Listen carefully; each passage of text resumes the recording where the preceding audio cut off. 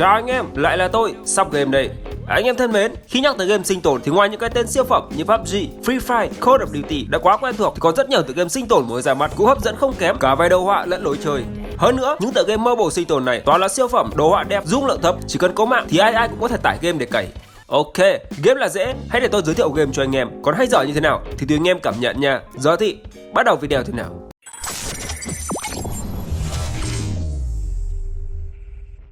Đầu tiên là cái tên Sourcesman. Đây là tựa game nhập vai kết hợp sinh tồn nhiều người chơi, với điểm nhấn là toàn bộ nhân vật ở trong game được mô phỏng theo đúng hình tượng cây xúc xích chứ không phải là những con người như những cái Battle Royale khác. Game có nền đồ họa 3D tươi sáng, các nhân vật được thiết kế cách điệu, chuyển động ngộ nghĩnh.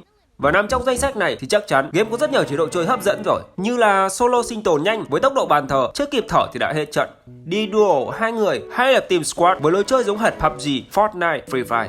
Điểm nhấn nữa là bài vũ khí cận chiến ở trong game là những chiếc dĩa, gậy bóng chày và không thể thiếu là chiếc chảo huyền thoại. Với Sourcesman phải khẳng định rằng không quan trọng anh em có kỹ năng như thế nào, chủ yếu là chiến lược phối hợp tốt với đồng đội. Vậy nên lập team thì cũng cần tìm những anh em hợp ý nha. Tiếp tục là tựa game Battle Royale. Nghe thì có vẻ khá hầm hố, nhưng đây lại là một game đối kháng dễ thương theo một cách máu lửa. Điểm cộng đầu tiên nói về Battle Royale là game không có quảng cáo, các hộp đồ loot, mua hàng trả phí, trò chuyện hay theo dõi người dùng lại càng không. Vào game, anh em sẽ được đưa đến một hòn đảo tên Battle Island, đảo bơ, lập thành đội 4 người và chiến đấu ở một võ đài với 31 người chơi khác. Nhóm sống sót cuối cùng sẽ là đội chiến thắng. Với tựa game này thì tính đồng đội chắc chắn sẽ được nâng cao hơn rất nhiều, vì chế độ lập đội ngay từ ban đầu sẽ giúp cho anh em hiểu nhau hơn. Game sở hữu hơn 80 nhân vật khác nhau để anh em lựa chọn và tham chiến. Với đồ họa thì khỏi bàn rồi, 3D siêu nét cực đẹp mắt với các thao tác đơn giản, mượt mà. Nói chung là anh em đang tìm một tựa game hành động giải trí cùng team thì đây là sự lựa chọn hợp lý đấy. Tuy nhiên thì Battle Royale là một game độc quyền cho Apple Arcade, vì thế những game thủ iOS mới có thể trải nghiệm. Ok, nếu trong team có một thánh Android thì hãy chọn game sau nha. Là một siêu phẩm sinh tồn arcade, White Arena Survivors hiện đã được đánh giá rất cao, đáng để các cao thủ tải về cày cùng đồng đội. Mặc dù là một trò chơi Battle Royale, song White Arena Survival lại sở hữu lối chơi hoàn toàn khác với các tựa game truyền thống.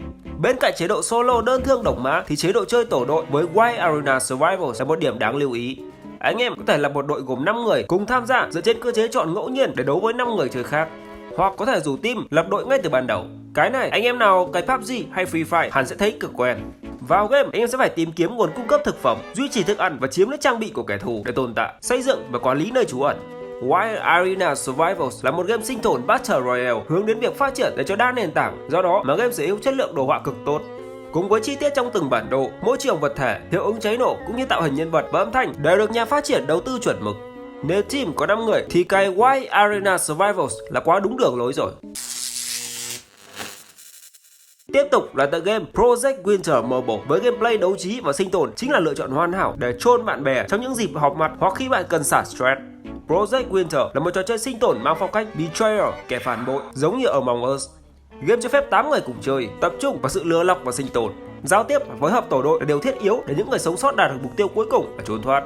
Mặc dù kết quả chỉ có một người chiến thắng, nhưng nếu không phối hợp với đồng đội thì anh em sẽ không bao giờ tới được đích. Ví dụ như anh em tự ý đi lang thang khắp nơi một mình thì sẽ rất khó để sống sót, có thể trở thành nạn nhân của các loài động vật hoang dã hoặc trở thành mục tiêu dễ dàng cho kẻ phản bội đang trà trộn ở trong nhóm. Game có đồ họa với phong cách polygon 3D đơn giản, nhẹ nhàng mà bắt mắt. Cùng với đó, góc nhìn từ trên xuống để có thể quan sát toàn bộ bản đồ dễ dàng. Tiếp theo là game hành động sinh tồn sandbox nhiều người chơi Survival and Rise Being Alive. Game lấy bối cảnh tại một hòn đảo hoang xa xôi với nhiều nền văn minh khác nhau từ con người đến cả người ngoài hành tinh. Ngoài chế độ chơi đơn, anh em cũng có thể lựa chọn lập thành một nhóm sinh tồn với những người chơi khác hoặc rủ team lập đội ngay từ đầu để cùng nhau giúp đỡ sinh tồn trên đảo.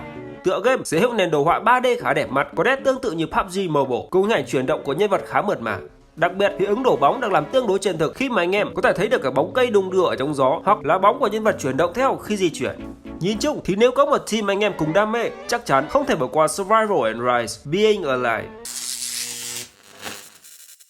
Tiếp theo là tựa game Horror Forestry. Game được lấy nguồn cảm hứng từ đàn anh đi trước Left 4 Dead. Vào game, em sẽ được trải nghiệm cái cảm giác chiến đấu, sinh tồn trong một thế giới rộng lớn đầy ma mị. Horror Forestry mang góc nhìn thứ ba với đồ họa 3D chân thực, lột tả không khí âm u của thế giới sau khi loài người biến mất. Không chỉ vậy, game còn có bộ âm thanh hiệu ứng sống động giúp cho anh em trải qua những cung bậc cảm xúc khó tả từ rung rợn đến thăng hoa. Trong game, anh em có thể chơi solo hoặc tổ đội 6 người cùng chiến đấu với zombie để sống sót, thu thập vật phẩm. Ngoài ra, khi tiêu diệt boss lớn sẽ rơi ra những trang bị, vũ khí hiếm để anh em có thể sinh tồn lâu nhất có thể. Với những tựa game diệt zombie mobile, rất ít có game nào chơi đội, đa phần là solo hoặc có đội thì cũng không đông lên tới 6 người như Hero Forestry. Anh em nếu đang tìm một con game để cày cuốc cùng team, dù là trai hay gái thì đây cũng là một sự lựa chọn không tồi. Tiếp tục là cái tên Dawn of Survivors. Đây là tựa game bắn súng sinh tồn, góc nhìn top down, có bối cảnh hậu tận thế với những màn combat có 102. Vào game, em sẽ cùng đồng đội lập team, cùng làm nhiệm vụ, chiến đấu và thu thập vật phẩm. Nhưng xem chừng là cái việc chơi cùng với đồng đội ở trong tựa game này khá là khắm khi mà cùng sinh tồn chiến đấu, nhưng cuối cùng thì chỉ có một người có thể giành chiến thắng. Dawn of Survival Mobile đem đến một lối chơi khá mới mẻ, đúng chất sinh tồn. Dù đề cao tinh thần đồng đội là vậy, nhưng trận đấu sẽ kết thúc khi có một người leo lên được trực thăng và thoát khỏi thành phố. Vì vậy, dù ngoài mặt hợp tác với nhau, nhưng bên trong mỗi người vẫn phải chiến đấu vì bản thân mình. Ok, chưa gì đã thấy sự tan rã tình bạn như Among Us rồi. Tuy nhiên thì đây cũng chính là điểm tạo nên sự hấp dẫn của Dawn of Survival, khi anh em sẽ không biết đến khi nào đồng đội của mình sẽ lật mặt, nhưng cũng không thể bỏ rơi họ vì ngay cả bạn cũng không thể sống sót một mình. Game sở hữu đồ họa 3D, cel shading khá ấn tượng và bắt mắt. Các nhân vật và khung cảnh được thiết kế theo phong cách truyện tranh. Độ máu me của game cũng khá căng khi sau mỗi lần lũ zombie tấn công đều để lại một chiến trường đỏ thẫm. Hơn nữa, game có chế độ lưu tiến trình và quay trở lại chơi tiếp vào lần chơi sau nên càng hấp dẫn. Thứ 8 là tựa game chiến thuật với yếu tố thời gian thực hấp dẫn, mang đến một sân chơi hấp dẫn cho các tín đồ đam mê dàn trận, tính toán chiến thuật. Và đó là Doomsday: Last Survivors. Game lấy bối cảnh tương lai gần, lúc này thế giới đang chìm vào ngày tận thế khi đại dịch zombie đang hoành hành. Với tư cách là chỉ huy, anh em sẽ phải dẫn dắt những người sống sót đến chỗ trú ẩn an toàn, đồng thời thiết lập căn cứ để chống chọi với lũ zombie ở bên ngoài. Lối chơi của Doomsday: Last Survival Mobile sẽ theo lối thủ thành, nên mỗi màn chơi anh em sẽ phải thiết lập tuyến phòng thủ hoặc cùng đồng đội trực tiếp chiến đấu với lũ zombie. Nói chung thì nếu anh em đang tìm một tựa game có đầy đủ các yếu tố đồ họa, gameplay, hành động, sinh tồn, zombie và chơi cùng với bạn bè thì cân nhắc Doomsday: Last Survival Mobile nha. Tiếp theo là cái tên vô cùng quen thuộc, về độ PR thì phải nói rằng đỉnh của chop, nhưng chưa đến bao giờ ra mắt, Naraka: Bladepoint Mobile. Hiện game mới chỉ cho phép anh em game thủ đăng ký trước, chứ cái ngày ra mắt chính thức sắp game tôi cũng hóng 2 năm rồi mà chưa thấy đâu. Trong game em sẽ phải chiến đấu bên cạnh một chiến binh nhanh nhẹn và cố gắng đánh bại 59 người chơi khác. Hơn nữa, lối chơi của game có nhịp độ siêu nhanh, nhưng pha hành động parkour cứ phải gọi là đỉnh của đỉnh. Bên cạnh lối chơi, hình ảnh của game rất ngoạn mục, đồ họa nó là đỉnh của chop, không từ nào để chê. Trong suốt hành trình trong game Naraka: Bladepoint Mobile, anh em sẽ mở khóa nhiều nhân vật mang tính biểu tượng như Takaji, Temoch, Viper Ning, Yotohan, Matario và Tarkui. Mỗi chiến binh này sẽ có những đòn tấn công riêng biệt. Tuy nhiên thì không có gì bằng được việc kết hợp với đồng đội để cùng chiến đấu. Anh em cùng sắp game chờ đợi ngày ra mắt của Naraka: Bladepoint Mobile nha. Và cuối cùng là tựa game Battleborn Royale. Đây là tựa game hành động sinh tồn với việc anh em sẽ là những trái bóng tròn đầy màu sắc cùng cạnh tranh cho sự sống còn của mình. Và vì là một game Battle Royale nên trò chơi cũng được trang bị một hệ thống vòng bo sẽ thu hẹp khi thời gian đến và những ai ở ngoài bán kính quá lâu sẽ mất mạng. Mục tiêu của anh em trong Battleborn Royale không phải là chiến đấu giành kill mà là di chuyển nhanh nhất và cố gắng sống sót đến tận cuối cùng. Một điểm cực thú vị của Battleborn Royale là game không tìm kiếm các vật dụng như vũ khí hay chảo, súng ống, đạn dược mà có chất riêng của mình, khi anh em sẽ phải ăn các loại vật phẩm và cả những người chơi khác để gia tăng kích thước của mình.